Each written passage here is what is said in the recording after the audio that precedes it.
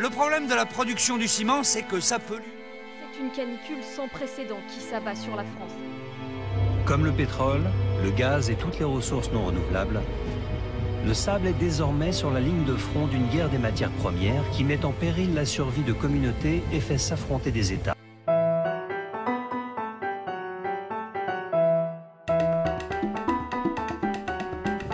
Le premier élément sur lequel nous allons travailler est l'élément soleil. Le soleil va nous permettre de faire plusieurs choses.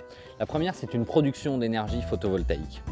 Le deuxième, c'est une production d'eau chaude par chauffe-eau solaire. Le troisième, et qui est assez innovant, c'est de récupérer l'air chaud qui est produit sous les panneaux solaires afin de le réinjecter dans le bâtiment en hiver.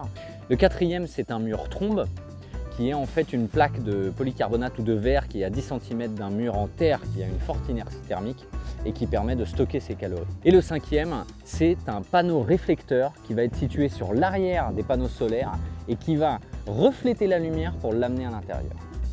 Le deuxième élément qui fait partie du cycle sur lequel nous aimerions travailler est la terre. On va travailler donc avec un système qui s'appelle la brique de terre compressée, la BTC. Ça a l'avantage d'avoir une inertie énorme, ce qui va nous permettre de l'utiliser pour des murs d'inertie à l'intérieur qui permettent de réguler la température.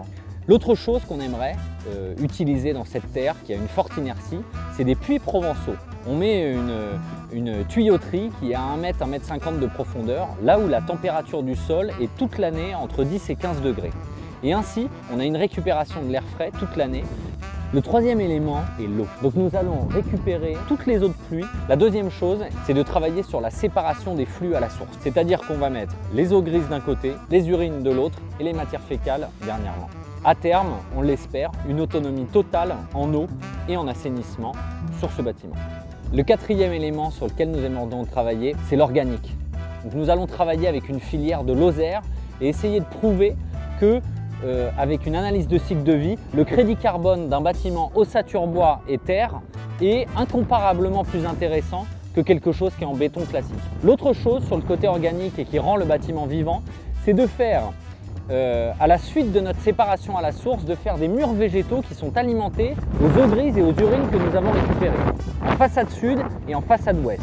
De cette manière-là, on va créer une enveloppe qui peut atteindre en cas de forte canicule jusqu'à 20 à 25 degrés inférieur à la température extérieure. Quand il fait 45 degrés, le mur végétal reste à 20 degrés. Le cinquième point qui va allier le traditionnel de la terre à la modernité est clairement l'élément numérique. Comment on arrive à connecter ce bâtiment pour que malgré le fait qu'il soit plutôt basse technologie, il soit optimisé. Et donc nous allons mettre en place une série de capteurs de température et d'hygrométrie partout dans le bâtiment et à l'extérieur, notamment sur les murs végétaux. Et l'idée, ça va être de travailler sur un algorithme qui va automatiquement gérer des clapets et des ventilations en fonction de ce qu'il capte comme données.